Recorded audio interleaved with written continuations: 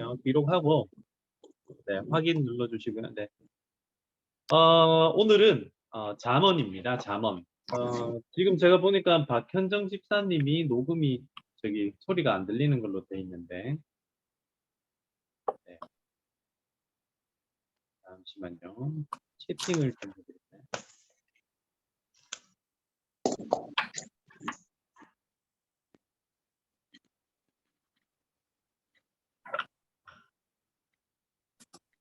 소리가 안 들리실 때는 그 오디오 연결을 하셔야 됩니다. 지금 나머지 분들은 다 알고 계시는 것 같은데요.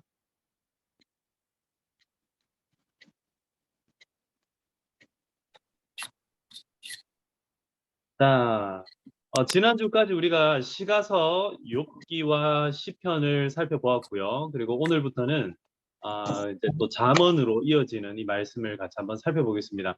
잠언 말씀은 흔히 그 1장부터 31장까지 되어 있어 가지고요. 우리가 한 달에 하루에 한 장씩 읽으면 한 달에 한 권을 다 읽을 수 있다. 이제 그렇게 얘기를 많이 하는 시가서이고요. 이 지혜의 말씀입니다. 잠언이라는 말 자체가 지혜의 말, 뭐 우리식으로 이렇게 표현을 하자면 뭐 격언집이라든지 아니면 또 뭐라고 표현, 속담집 뭐 이런 식으로 조금 표현을 할 수 있겠죠.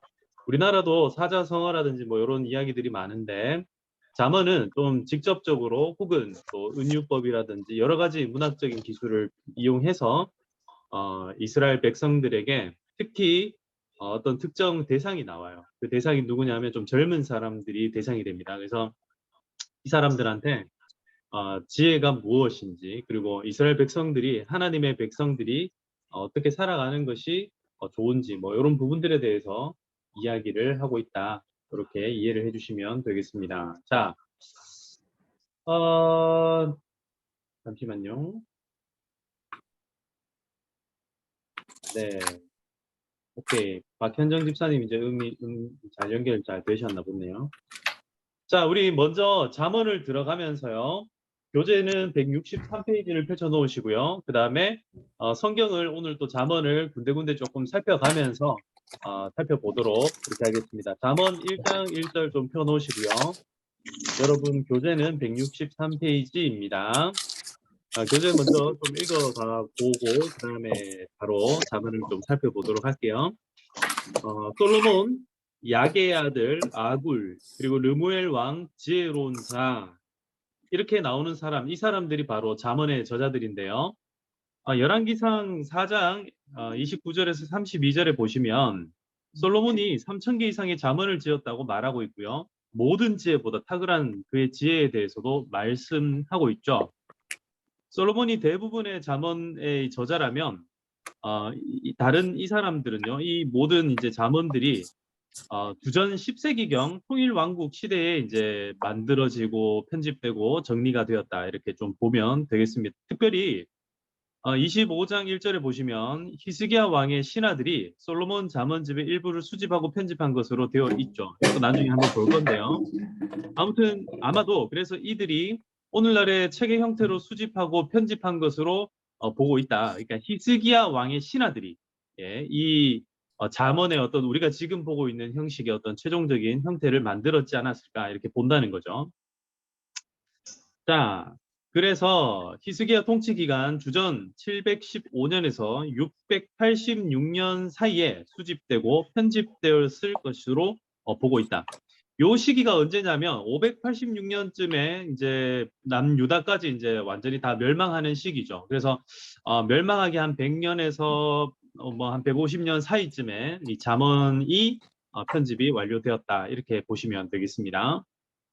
아마도 아굴의 잠언, 이 30장에 나오는 아굴의 잠언이라든지 그리고 르무엘의 잠언 그리고 다른 지혜로운 자들의 교훈 뭐 이런 것들도 이때 이제 솔로몬 잠언 모음집에 첨가되었을 것으로 본다. 그러니까 기본적으로는 솔로몬이 이제 전체 저자, 그러니까 전체적인 줄거리 어떤 저자는 솔로몬으로 보는 게 맞겠다. 그런데 거기 군데군데 솔로몬 외에도 다른 저자들이 포함되어 있다. 그래서 오늘 이 수업 들으시는 분들은 이제 잠언은 누가 썼나요? 이렇게 물어보면 예, 대부분은 솔로몬이 썼는데 다른 저자들도 같이 있습니다. 그리고 그 편집 과정은 아마도 히스기야의 통치 기간쯤에 편집되었을 것으로 보입니다. 이렇게 이제 이해를 하시면 된다는 거죠. 네.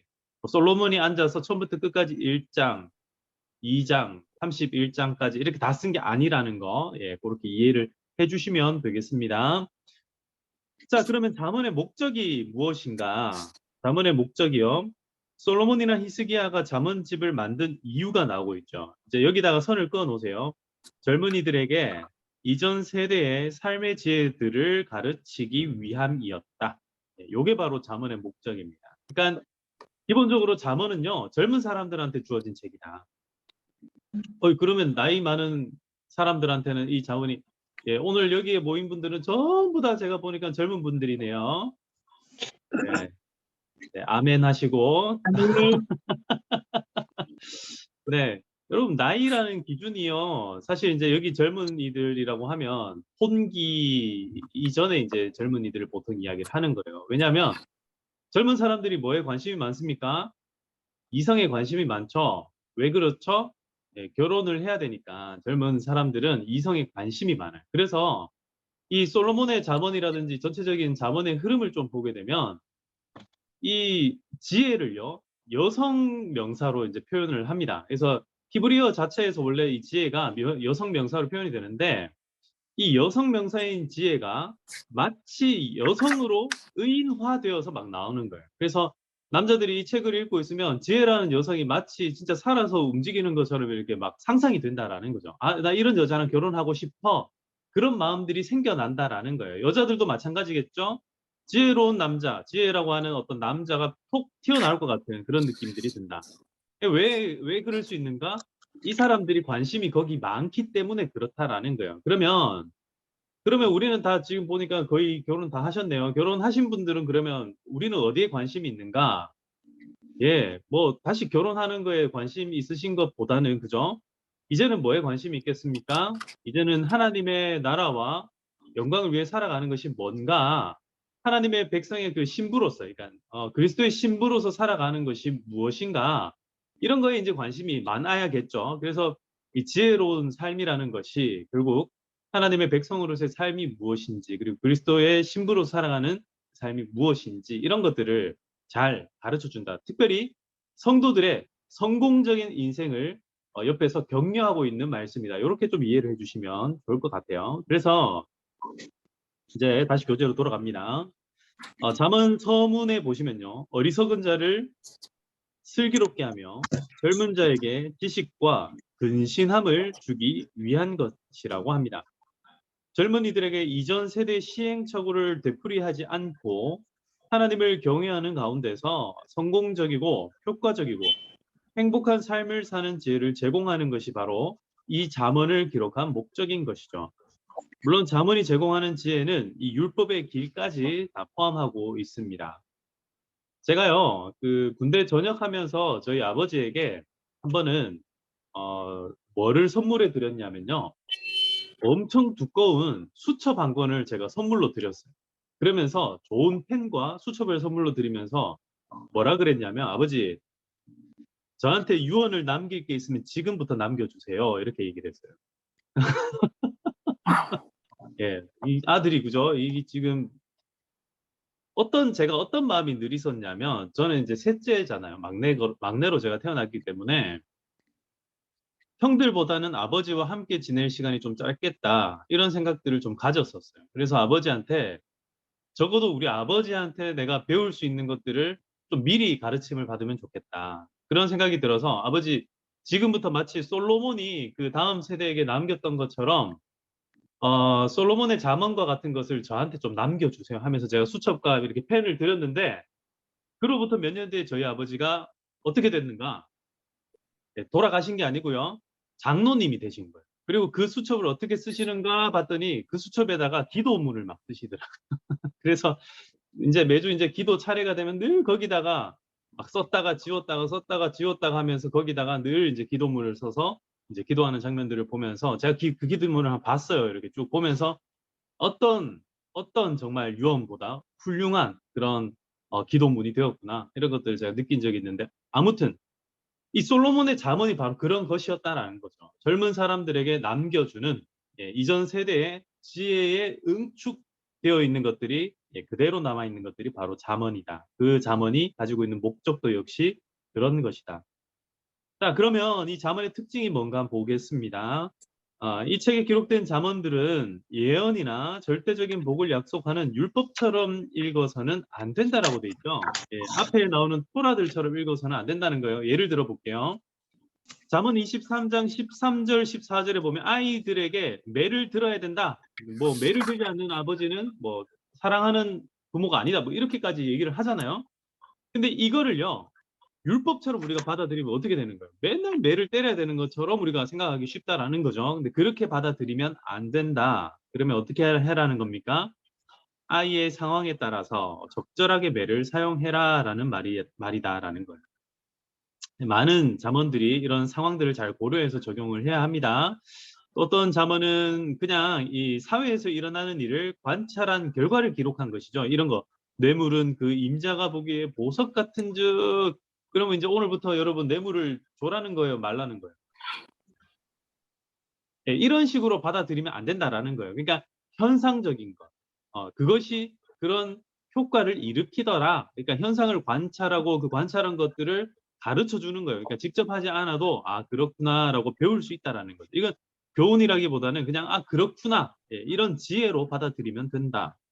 또 그 주제와 관련된 다른 잠언 보면은 뇌물을 싫어하는 자는 살게 되느니라. 그러니까 완전 반대적인 거죠.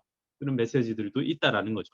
이런 것들을 함께 살펴가면서 인생에 이런 어떤 균형들을 잘 맞춰갈 필요가 있다. 그러면 여러분 한번 물어봅시다. 뇌물을 하라는 겁니까? 말라는 겁니까? 자, 이런 식으로 해석을 하면 안 된다. 네, 상황에 여러분. 맞게. 예, 그렇죠. 상황에 맞게 뇌물은 하면 안 되지만 선물은 아니. 사람의 마음을 기분 좋게는 할 수 있다라는 걸 잘 이해하면 이제 어떻게 우리가 해석할 수 있겠죠? 아, 사랑하는 아내를 위해서, 사랑하는 자녀를 위해서, 남편을 위해서 선물을 기쁨으로 할 수 있다. 이런 것들을 교훈으로 받아들이면 된다라는 거죠. 내가 살아남기 위해서 막 뇌물 바쳐 가지고 그렇게는 하지 않는 것이 낫다. 나중에 한번 가 볼게요. 또 다른 여러 가지 교훈들이 나오니까요. 자, 계속 갑니다. 잠언에는 직유법, 은유법. 여러분, 직유법과 은유법의 차이에 대해서 지금 뭐 국어 시간은 아니지만요. 제가 간단하게 좀 설명드리면 직유법은요. 뭐뭐 같다. 이렇게 하는 게 직유법이에요. 네. 물처럼 흐른다 할 때 그 물처럼 이런 것들이 직유법이에요. 완전 그것과 같이. 근데 내 마음은 호수다. 뭐 이런 식으로 표현하면 이거는 직유법이 아니라 이게 이제 은유법이 되는 거죠. 아무튼 그런 식의 비유를 많이 사용하고 있어요. 지혜는 마치 뭐 현숙한 여인과 같다. 뭐 이런 식의 이제 표현들이 나온다라는 거죠. 지혜 있는 자의 교훈은 생명의 샘이다. 자, 이거는 뭘까요? 직유법인가요? 은유법인가요? 네, 갑자기 머리가 아프죠? 네, 뭐뭐 같다, 뭐뭐처럼 이런 게 아니면은 이건 은유법이죠. 은유법. 이런 걸 은유라 합니다. 자, 옆에 은유라고 적혀 있네요. 은유. 자, 아무튼 잠언의 지혜를 생명나무에 비유한 것 이런 것들은 잠언에서 제공하는 지혜가 생명나무를 통해 하나님께서 제공하려 하셨던 풍성한 삶을 낳게 됨을 알려주는 것이다. 네. 어떤 잠언들은 동일하거나 비슷한 잠언으로 반복되기도 한다. 아무튼 이런 어떤 표현 방식들 그다음에 여러 가지 어떤 교훈들 이런 것들을 통해서 뭐처럼 읽으면 안 된다?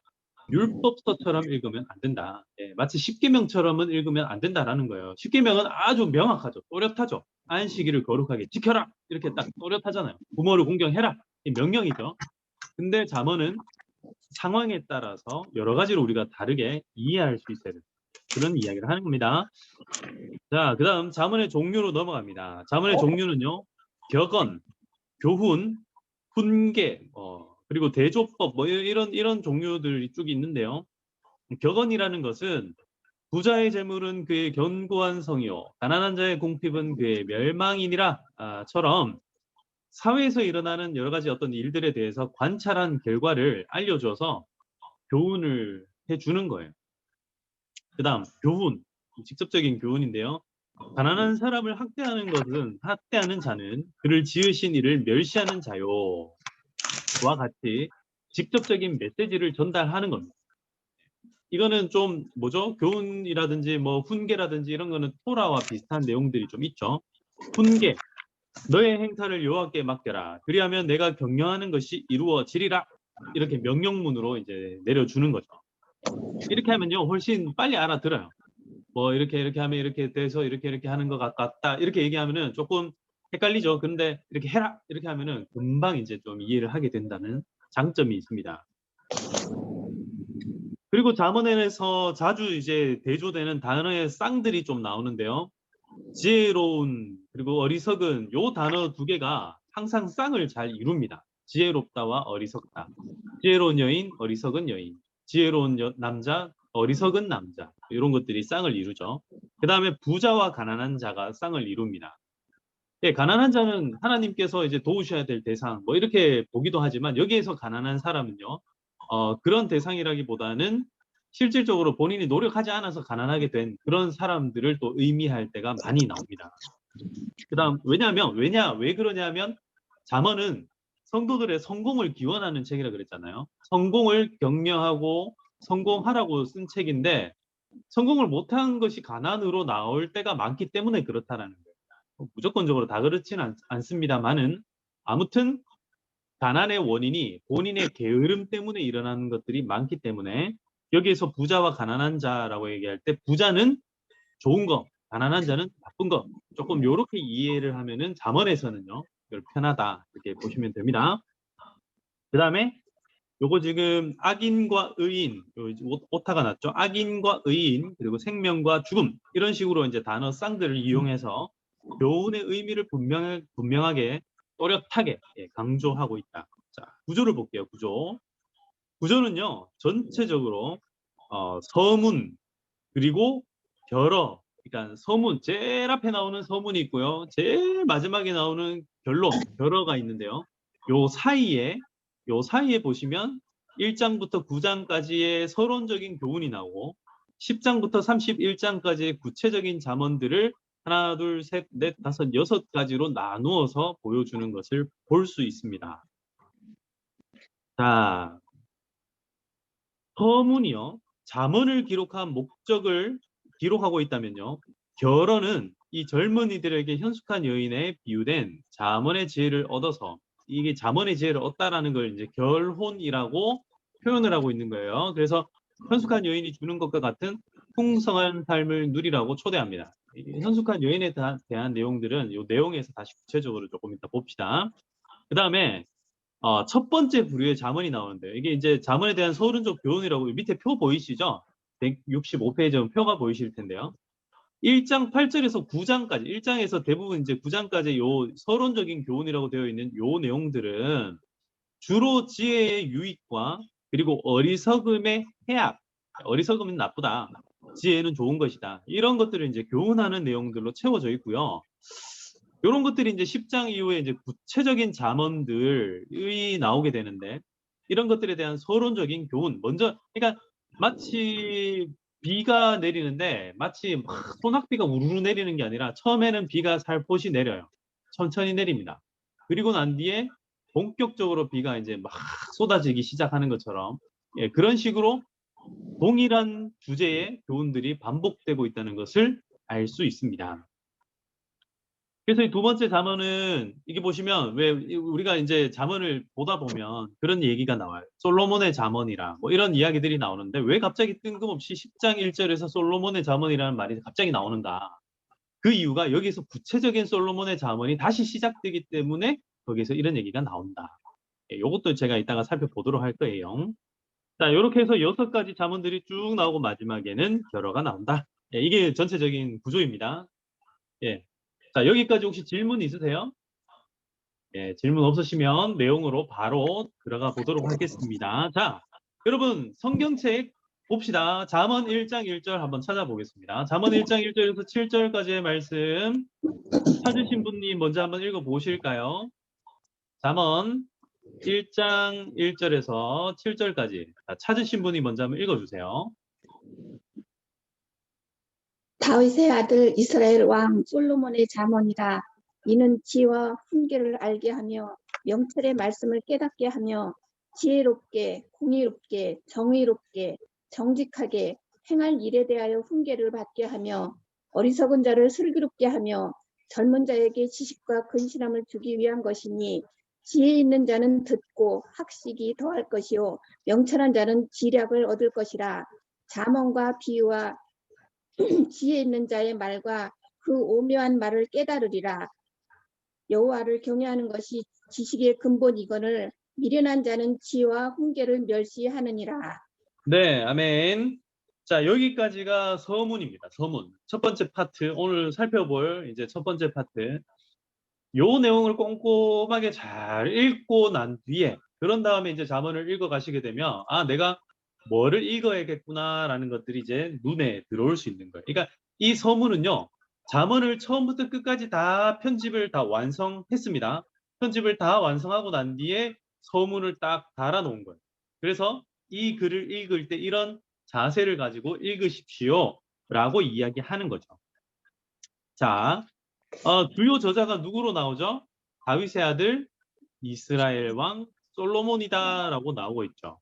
이게 바로 이 전체적인 저자다. 이 전체적인 어떤 핵심적인 저자는 바로 이 솔로몬의 잠언이다. 이렇게 이해를 하는 게 좋다. 예. 주요 저자죠. 주요 저자. 근데 여기 보시면 지혜 있는 자는 듣고 이게 지혜 있는 자의 말과 그 오묘한 말을 깨달으리라 이렇게 얘기를 하죠. 그러니까 솔로몬으로 모든 것들을 다 이제 완전히 단정 짓는 것이 아니라 지혜 있는 자의 말이라고 하면서 다른 저자들이 더 있을 수 있다라는 것들을 이제 여기서 계속 얘기를 하고 있는 거죠.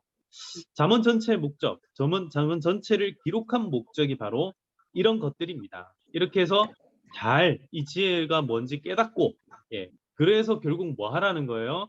여호와를 경외하라. 예, 그것이 바로 지식의 근본이다라고 얘기를 하는 거죠. 미련하게 살지 말아라. 요런 이야기들을 하고 있는 겁니다. 예, 서문은 여기서 딱 정리를 하고요. 깔끔하죠, 서문이. 자, 그다음에 이제 그러면 서론적인 교훈으로 먼저 한번 들어가 볼게요. 잠언의 이제 본론 부분 첫 번째 파트입니다. 잠언의 본론은 두 부분으로 나눠질 수 있다 했죠. 첫 번째는 서론적인 교훈, 자, 지혜의 유익과 어리석음에 대한 경고 이 부분들을 한번 보겠습니다. 166페이지를 좀 펼쳐 놓으시고요. 그 다음에 잠언 8절부터 제가 잠깐 읽어 볼 테니까 보세요. 자, 내 아들아, 내 아비의 훈계를 들으며 내 어미의 법을 떠나지 말라 라면서 말씀이 시작되고 있죠. 자, 그러면서 어떤 얘기를 꺼내냐면요. 이렇게 얘기를 꺼냅니다. 보세요. 훈계를 듣되 어머니의 법을 떠나지 마라. 그리고 10절 보시면요. 악한 자가 너를 꾀일지라도 따르지 마라. 그들은 이러이러한 사람이다 라고 얘기하면서 사악한 자들의 길을 지금 피해야 된다. 그들이 유혹한다라는 것을 이야기하고 있어요.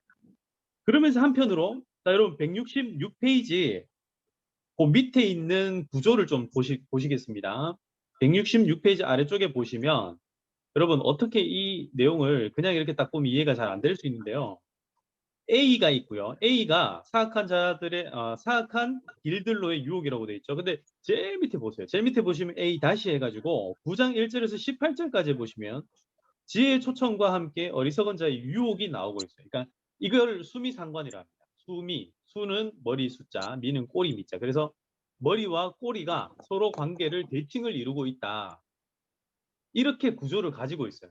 서론적인 교훈에서는 먼저 사악한 자들이 막 유혹하는 장면들이 막 나오죠. 그것들이 그런데 그 중간에 내용을 보시면 우리가 뭘 선택해야 되는지가 나와요.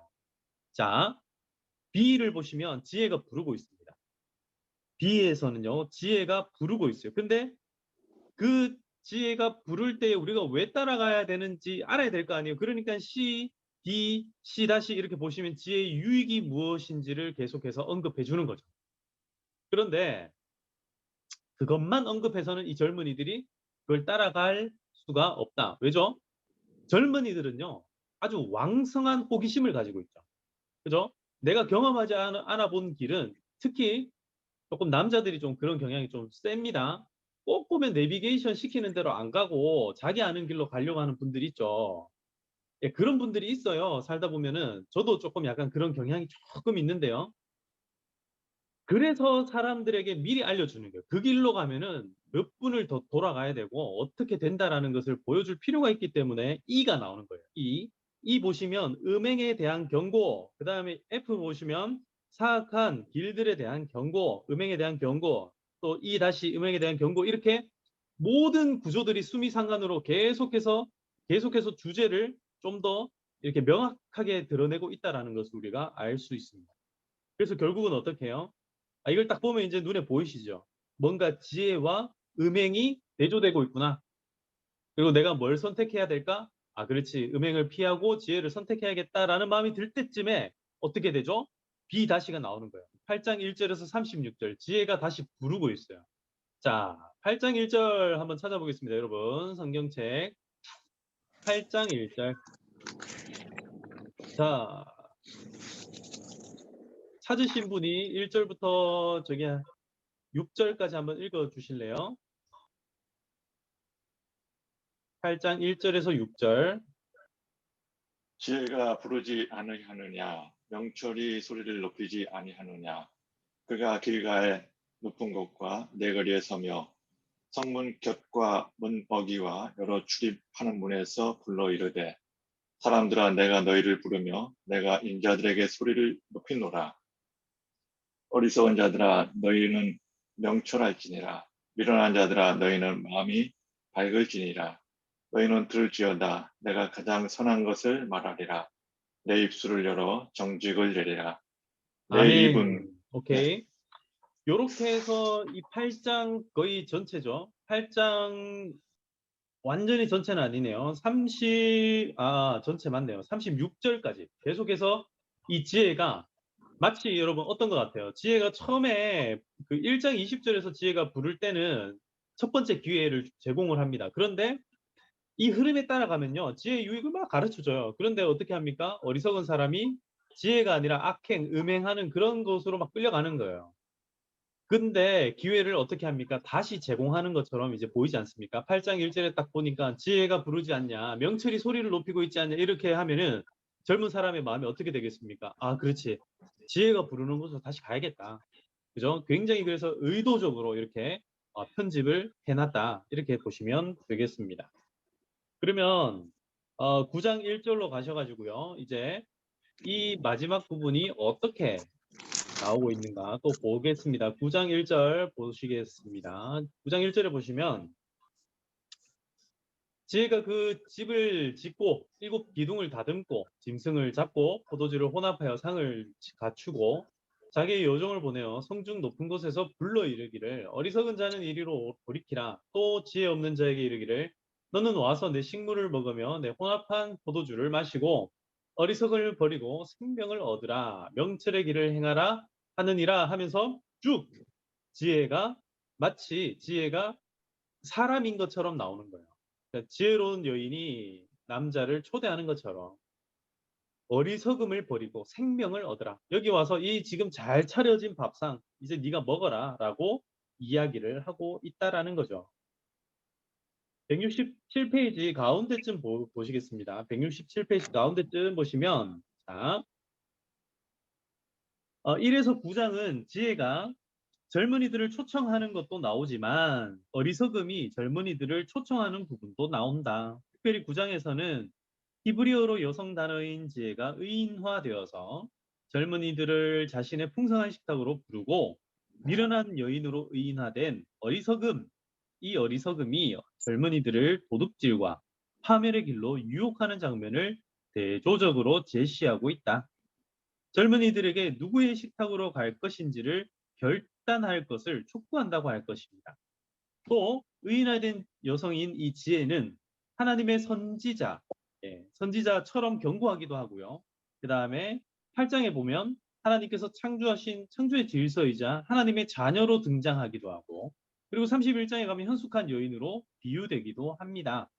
한편 9장에서 미련한 여인으로 의인화되어 나오는 이 어리석음, 이것은요, 음녀, 이방계집, 악한 여인 등으로 비유되고 또 표현되고 있습니다. 이 전자가 지혜의 유익을 강조하는 것이라면 후자는 어리석음의 해악과 유혹의 강력함을 강조하는 것입니다. 잠언에서 지혜는 지식, 훈계, 징계, 명철, 근신 등의 동의어로 나타나고 있습니다. 자, 어리석은 자는 다양한 종류의 히브리어 단어들이 동원되어서 어리석은 자, 단순한 자, 미련한 자, 거만한 자, 이건 우리나라 말로만 다 표현되어 있으니까요. 이게 잘 안 되는데 히브리어에서는 더 다양한 표현으로 이것들을 표현하고 있다. 자, 그러면은 이제 본론 두 번째 부분으로 이제 진짜 본론 중에서도 본론이 되는 거예요. 이제 본론도 1, 2로 나눠져 있다 그랬죠. 이게 첫 번째 본론이 서론적인 교훈이라면 이제 진짜 본론이 나옵니다. 자, 10장 1절 보겠습니다. 10장 1절 찾으신 분 한번 읽어 보실까요?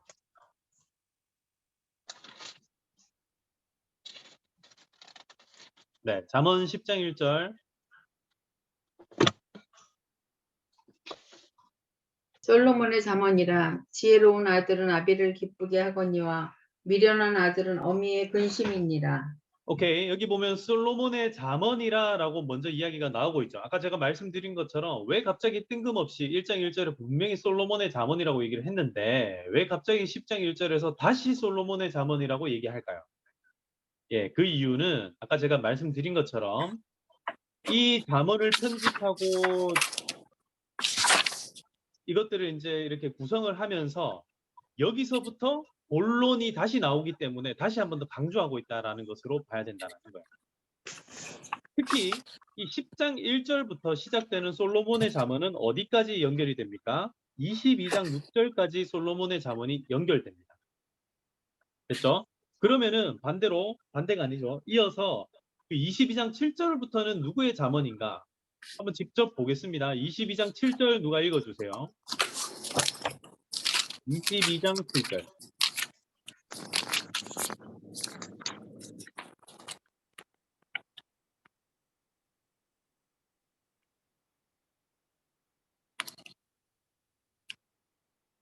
부자는 가난한 자를 주관하고 빚진 자는 체주의 종이 되느니라. 오케이. 여기 보시면요. 그 바로 위에 보시면 마땅히 행할 길을 아이에게 가르치라. 그리하면 늙어도 그것을 떠나지 아니하리라 라고 얘기하는데 갑자기 부자는 가난한 자를 주관하고 완전히 문맥이 바뀌었다는 게 이제 보이시죠? 그러니까 이 6절까지가 솔로몬의 잠언인 거예요. 22장 6절까지가 솔로몬의 잠언이었어요. 근데 7절부터는 솔로몬의 잠언이 아닌 다른 잠언이 시작되는 거예요. 그래서 뜬금없이 부자는 가난한 자를 주관하고 빚진 자는 체주의 종이 돼. 그러니까 이 주제 자체가 조금 달라지게 되더라. 자, 그러면 요 주제가 또 24장 23절에서 조금 바뀌게 됩니다. 자, 봅시다. 24장 23절. 24장 23절. 찾으신 분 읽어주세요. 24장 23절. 그것도 지혜로운 자들의 말씀이라 재판할 때에 낯을 보아 주는 것이 옳지 못하니라. 오케이.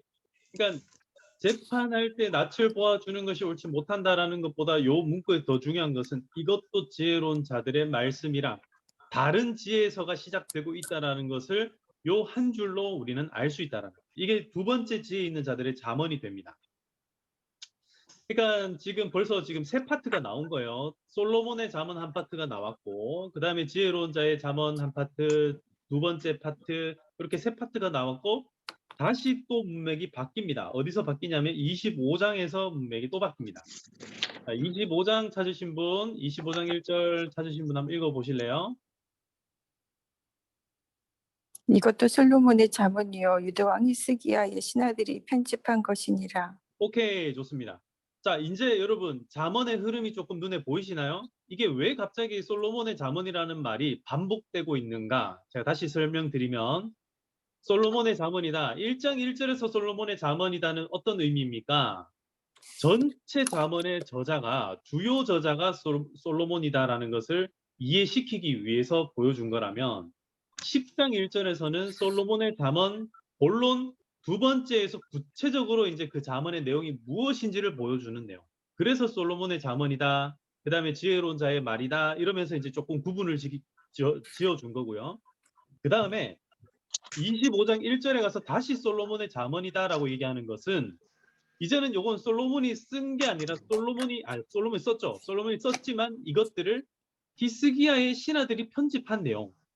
그러니까 시대가 이게 읽혀지는 시대가 조금 달라졌다라는 거죠. 예, 이걸 이제 묶어가지고 다시 펴낸 또 다른 종류의 잠언이 된다.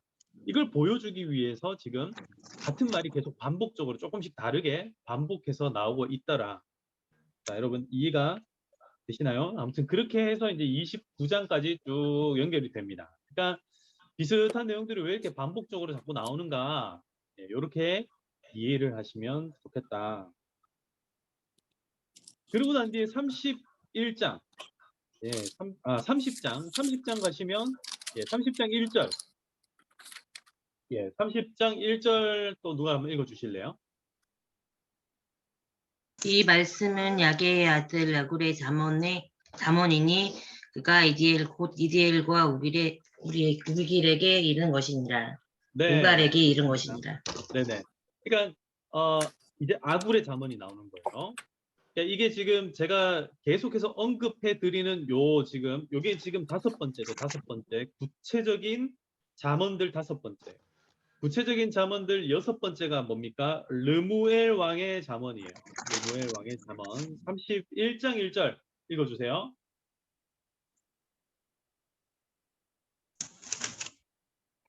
르무엘 왕이 말씀한 바 곧 그의 어머니가 그를 훈계한 잠언이라. 네.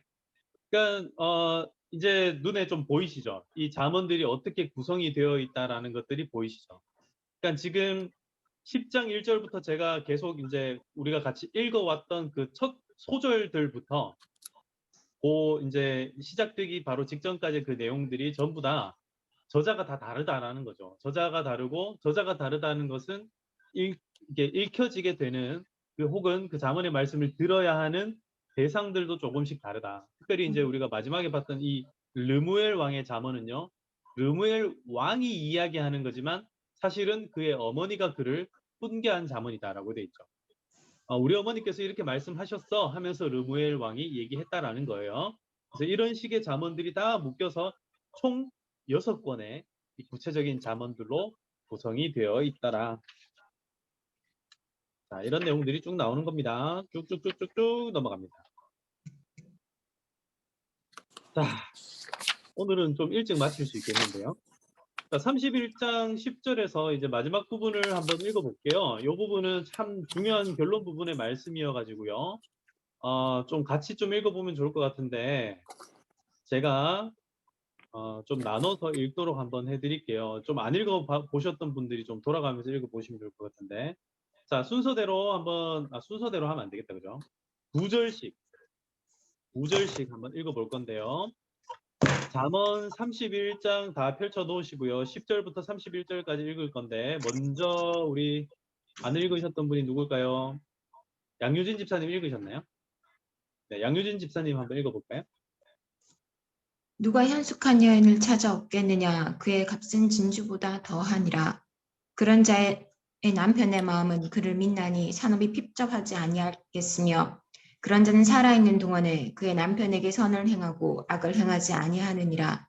네, 그는 그 다음 김은정 집사님 이어서 읽어주세요.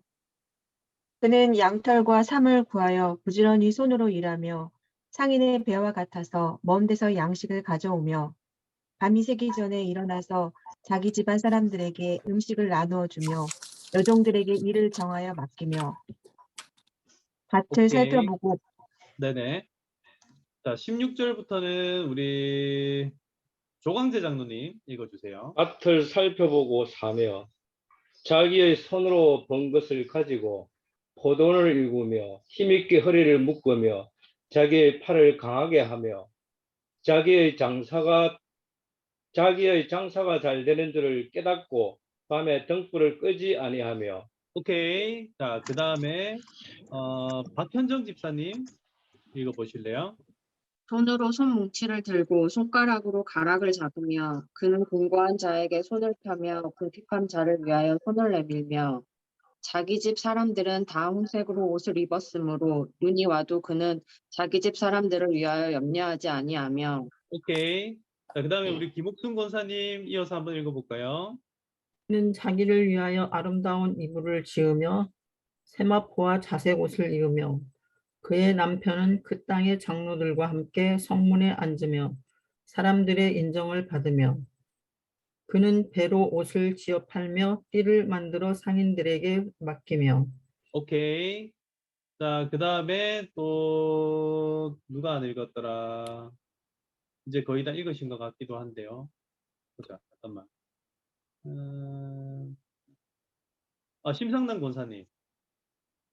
능력과 존귀로 옷을 삼고 후의를 웃으며 입을 열어 지혜를 베풀며 그의 혀로 인애의 법을 말하며 자기의 집안일을 보살피고 게을리 얻은 양식을 먹지 아니하나니 그의 자식들은 일어나 감사하며 그의 남편은 칭찬하기를 덕행 있는 여자가 많으나 그대는 모든 여자보다 뛰어나다 하느니라. 고운 것도. 오케이. 네. 그 다음에 최명숙 집사님 읽을 수 있나요? 안 되고요. 예, 신동선 집사님. 화면이 고운 네. 것도 오케이. 거짓되고 아름다운 것도 헛되나 오직 여호와를 경외하는 여자는 칭찬을 받을 것이라. 그 손의 열매가 그에게로 돌아갈 것이요 그 행한 일로 말미암아 성문에서 칭찬을 받으리라. 아멘. 아멘. 예.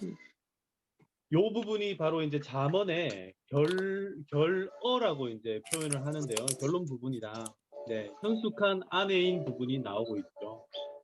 자, 이 부분, 이 마지막 부분은요, 특별히 히브리어 알파벳이 이제 22절로 되어 있는데, 이 알파벳을 차례대로 각자의 첫 글자들로 이어지는 이합체시라고 합니다. A, B, C, D를 이용해서 뭐 가나다라를 이용해서 하는 것처럼 순서대로 이 알파벳들을 순서대로 이렇게 쫙 해놓은 거예요. 그래서 굉장히 아름다운 그런 시다. 현숙한 여인에 대한 칭찬을 담고 있는데요. 서론 부분은 음녀 혹은 이방 여인에 대한 어리석음에 대한 비유와 예증으로 묘사되고 있는 것처럼 여기서는 현숙한 아내가 여성인 지혜에 대한 비유와 예증으로 묘사되고 있다고 볼 수 있다. 현숙한 아내는요, 이 가정에 주는 굉장히 많은 유익들이 있어요. 그래서 이 앞에서 지혜가 주는 유익들로 묘사된 것들하고 일치되고 있는 거죠. 진짜 실제로 살아있는 사람처럼 확 나와 있다라는 거예요. 그래서 이 마지막 단락은 서론 부분의 중심 주제로 돌아가고 있습니다.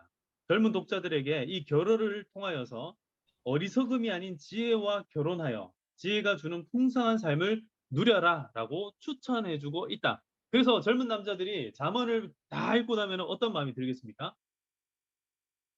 네, 현숙한 여인을 만나야겠다. 예, 그래서 저희 예전에 이제 기억이 나는데요. 저희 우리 이제 뭐라 그래야 되죠? 우리 고등부, 중등부 같이 지내왔던 그 이제 자매 가운데 이름이 김현숙이라는 분이 있었어요.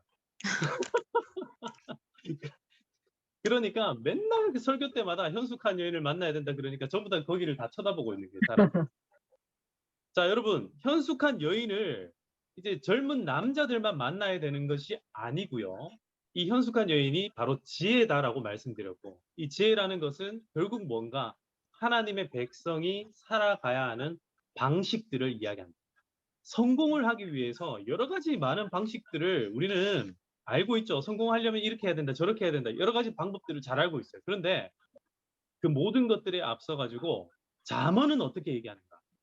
자, 여러분, 잠언에서요, 이 독자들에게 일관적으로 권면하는 내용들이 있습니다. 그게 뭐냐면은 정직, 근면, 친절, 관용, 용서, 진실함, 인내, 겸손, 즐거움, 충성, 절제, 자기 통제 이런 것들을 이야기하는 거예요.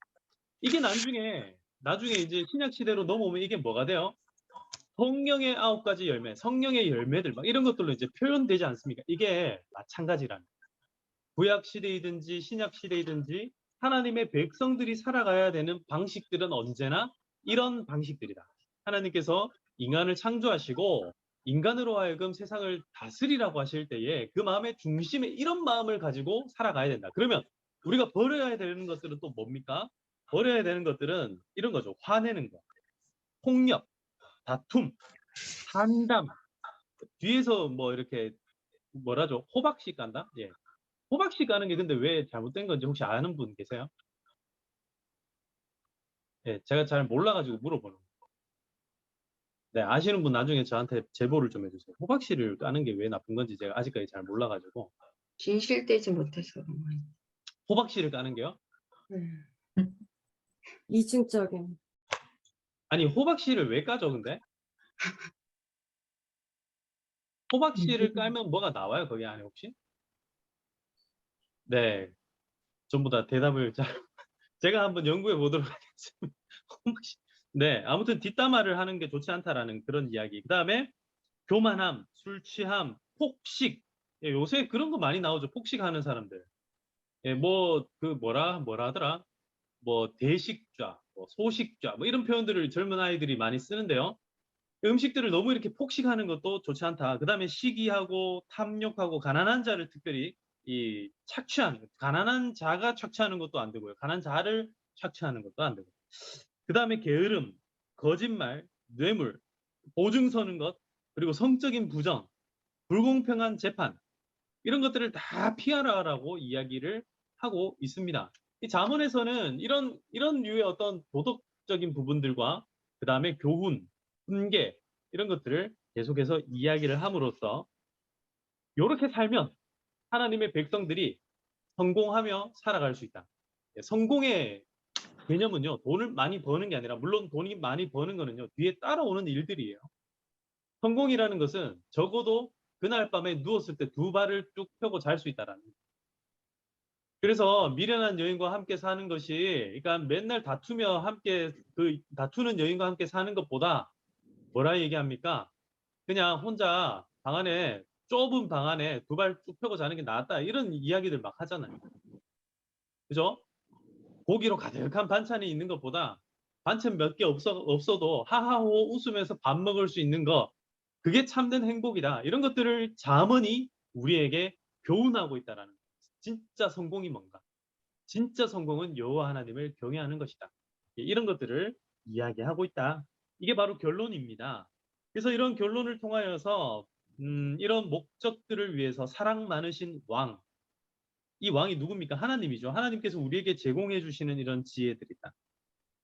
그래서 이 잠언들을 잘 활용하고 또 창조 세계와 사회 가운데 드러난 하나님의 질서들을, 그리고 그 지혜들을 잘 관찰함으로써 우리는 하나님이 의도하신 성공적인 삶을 살 수 있다. 예. 이게 참 중요한 표현인 것 같아요. 하나님이 의도하신 성공적인 삶. 그러니까 우리는 성공에 대해서 오해할 때가 참 많다라는 거예요. 이게 성공이다 생각하는데 그게 사실은 성공이 아닐 수 있다. 어떤 사람들은 일부 다처제가 성공한 것처럼 여기는 사람도 있어요. 그래서 제가 예전에 거제도에서 사역을 할 때 그런 사람들을 실제로 보았어요. 그걸 뭐라 그러더라, 무슨 표현이 있던데, 아무튼 출장을 갈 때마다 다른 아내를 데려간다라는 표현을 제가 들었었어요. 그래서 너무 충격을 많이 받았는데, 그게 성공의 척도가 되는 거예요. 그 사람들은 그런 아내들을 열어둘수록 성공한 사람이다, 그런 식으로 표현하는 거예요. 저는 거제도, 그래서 조선소가 언젠가는 망하겠다라는 생각이 들었었어요. 거기 기업적으로 경제적으로 타격을 입지 않으면 안 되겠다, 그런 생각을 한 적이 있었어요.